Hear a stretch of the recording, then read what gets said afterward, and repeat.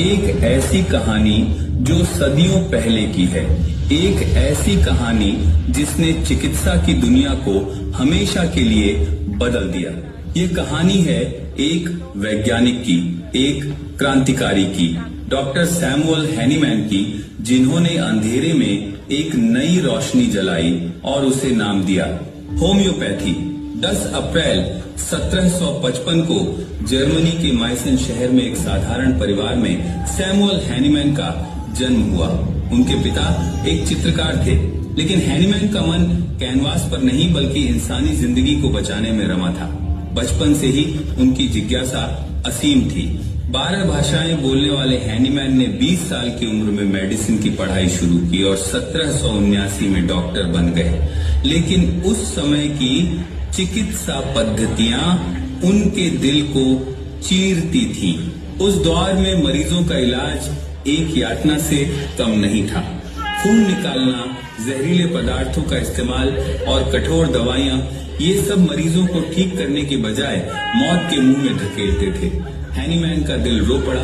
उन्होंने देखा कि उनके अपने मरीज, जिनमें उनके बच्चे भी शामिल थे, इन इलाजों से तड़प रहे थे। 1790 में अपनी बेटी की बीमारी के दौरान हैनीमैन ने उस समय की चिकित्सा को पूरी तरह ठुकरा दिया। उन्होंने अपनी प्रैक्टिस छोड़ दी और अनुवाद का काम शुरू किया ताकि अपने परिवार को पाल सकें।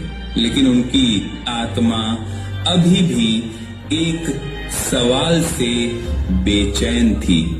क्या कोई कोमल, सुरक्षित और सच्चा इलाज संभव नहीं है? 1790 में एक किताब का अनुवाद करते वक्त हैनीमैन की नजर सिंकोना की छाल पर पड़ी, जो मलेरिया का इलाज करती थी।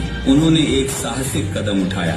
स्वस्थ होने के बावजूद उन्होंने खुद सिंकोना की छाल का सेवन किया और फिर उनके शरीर में मलेरिया जैसे लक्षण उभर आए। यह एक विस्फोटक खोज थी। हैनीमैन ने समझ लिया, जो पदार्थ किसी स्वस्थ व्यक्ति में लक्षण पैदा करता है, वही उन लक्षणों को ठीक भी कर सकता है। हैनीमैन ने दिन रात मेहनत की। उन्होंने दवाइयों को बार बार पतला करके उनकी शक्ति बढ़ाने की तकनीक खोजी, जिसे पोटेंटाइजेशन कहते हैं। वे खुद पर और अपने परिवार पर प्रयोग करते थे। उनके 11 बच्चों में से कई उनके पहले मरीज बने। 1796 में 6 साल की कड़ी मेहनत के बाद उन्होंने अपनी नई चिकित्सा पद्धति को दुनिया के सामने लाया, होम्योपैथी।